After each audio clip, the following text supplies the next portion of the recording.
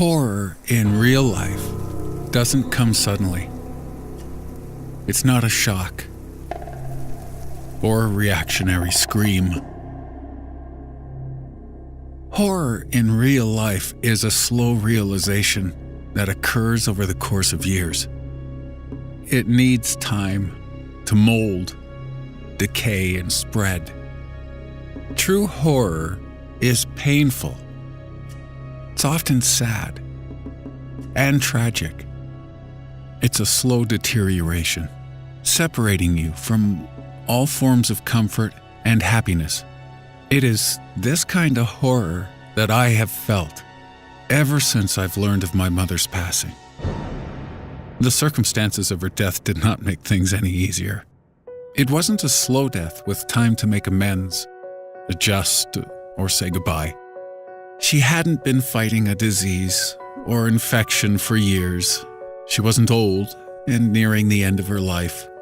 Her death came for her quickly and unexpectedly. My mother, who after divorce and my brother's moving away, had been living alone. She kept herself busy by working for the church and caring for her parents.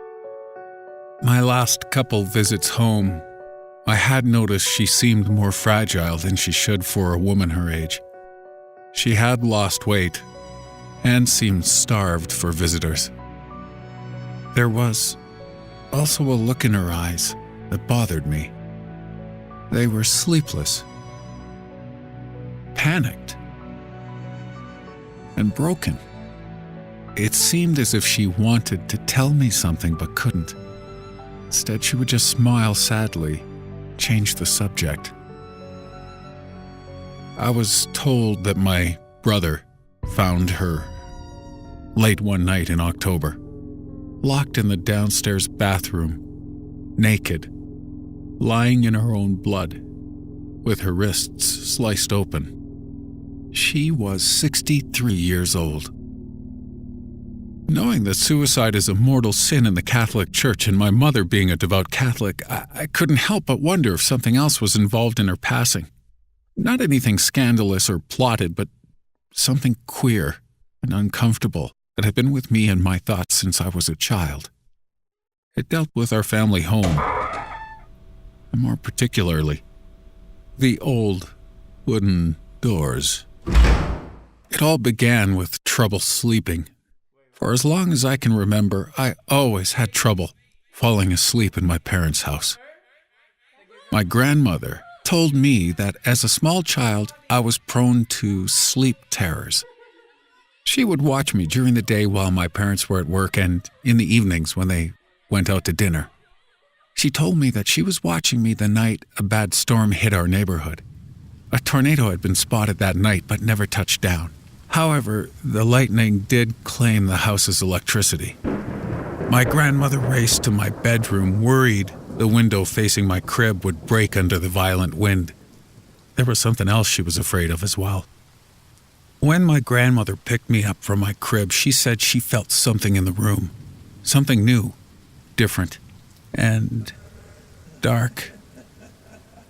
My grandmother, who came to America from Italy as a child, told my parents that she had felt a strange presence that night and begged them to allow her to do a prayer to remove the malacchio, an old world superstition.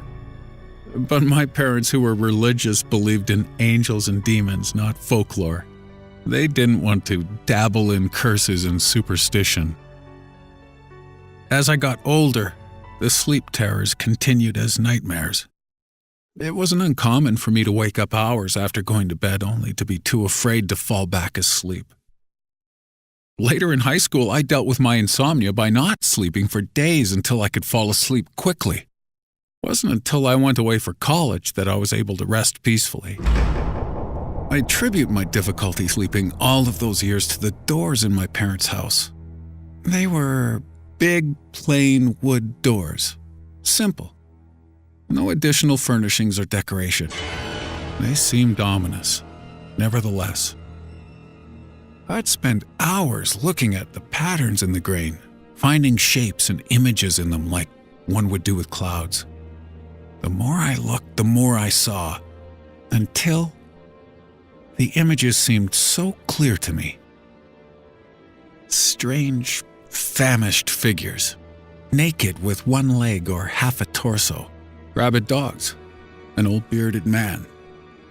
I saw faces too, wide-eyed, mouths open, sometimes made of knots in the wood, all suffering as if the spirits of these things had somehow become trapped in the wood. The bathroom door on the first floor was the worst. It was positioned next to the door leading to the basement, and the lock in the doorknob was finicky.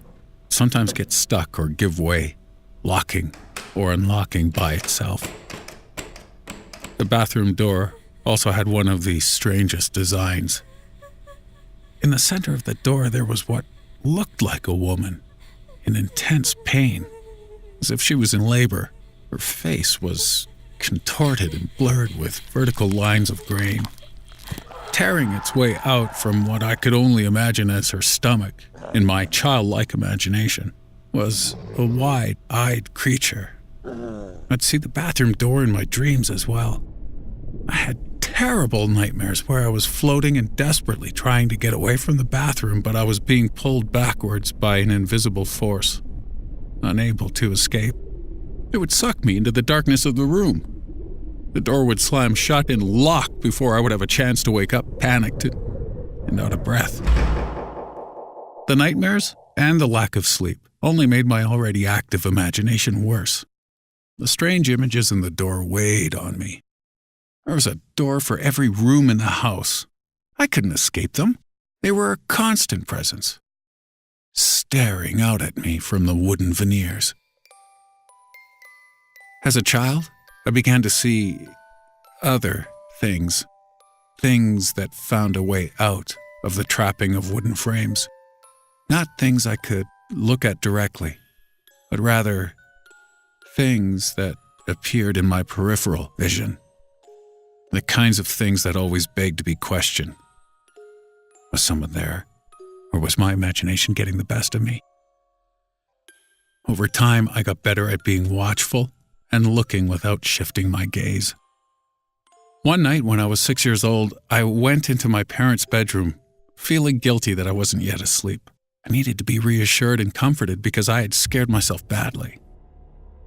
My mother gave me a hug and asked me what was wrong. I told her that I see things out of the corners of my eyes. She asked me about their appearance, but I couldn't get a good look at them. As soon as I turned my head, they were gone. She asked me when the last time was that I'd seen one.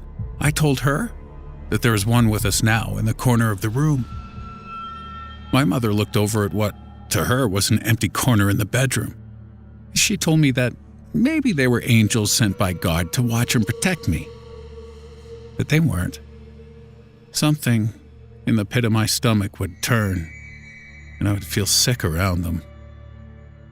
They were motionless beings, staring blankly at me, only moving when I wasn't looking. Slowly, getting closer to me every time I looked away. I'd first discovered them in my peripheral vision outside my bedroom on the stairs late at night when I couldn't sleep. I would notice a dark shape peeking over the top stair, eyes glistening where nothing should be. I would try to quickly shift my gaze to refocus on them, but they were always gone.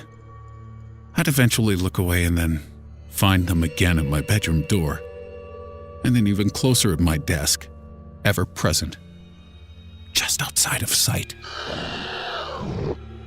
I decided they must be demons, not the red-horned demons from cartoons, but something else.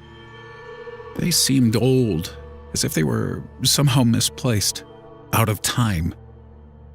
At night, when I would see them, I'd be too afraid to move or do anything but stare blankly, not giving them a chance to move in closer.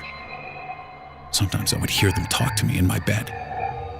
They would tell me to do things like to wait in the corner of the room or flood my mind with images of strange exotic places. I would sometimes do what they said, though nothing ever came of it. My mother panicked one afternoon when she couldn't find me. She searched the entire house, eventually finding me in the bedroom closet facing the wall, where the voices had told me to wait. She bought me a rosary and asked if the demons were the reason I was having trouble sleeping. Eventually, my father blessed the house with holy water, room by room, as part of the celebration of the Epiphany, recommended every year by the church.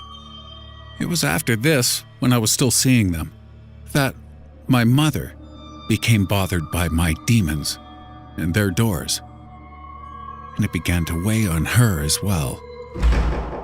I grew up in a suburb just outside of Cleveland, in a working-class neighborhood, predominantly made up of Irish, Italians, and Slovenians, where religion was very much a part of life. My parents were passionately involved in the church as well, and it was through them that I learned to take the sightings I was having very seriously.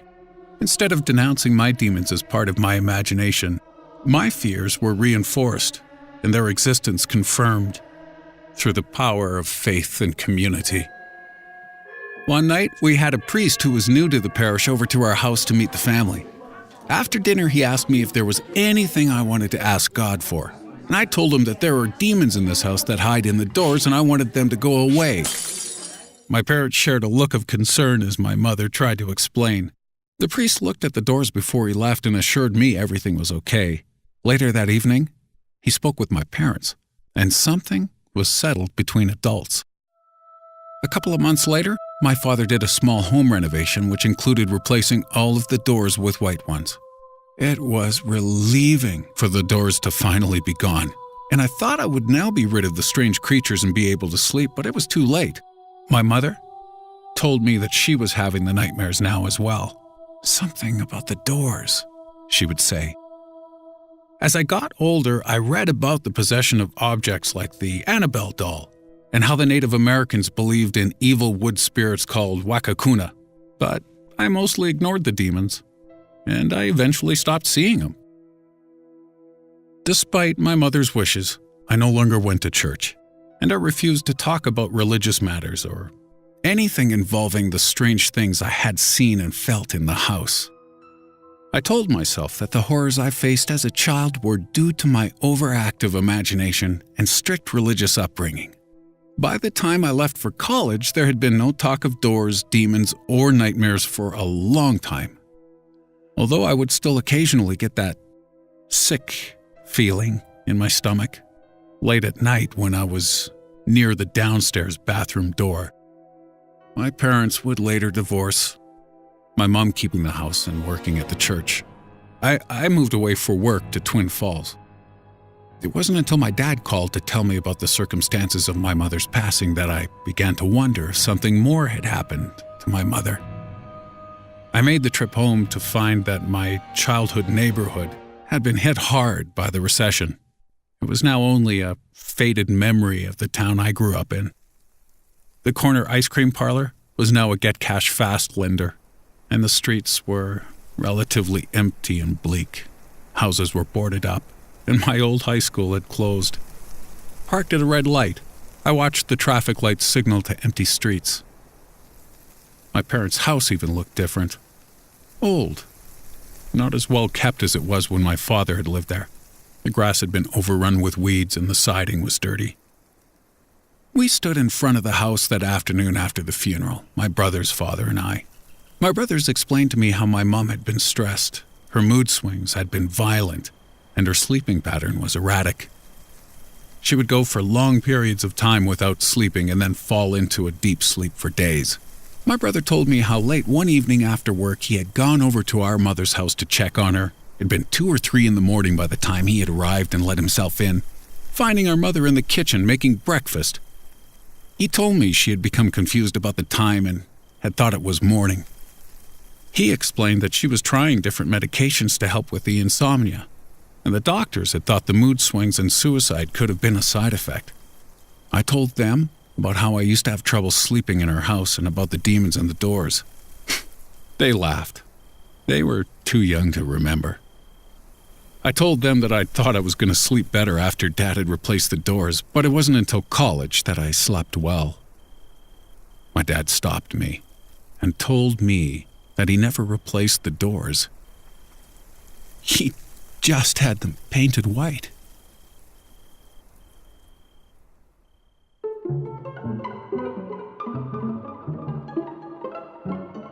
Did you enjoy our tale? We hope we didn't scare you too much. And if we didn't, why not give this creepypasta story a try? Give it a try. Who knows? Maybe it'll help you with one of your life's lessons.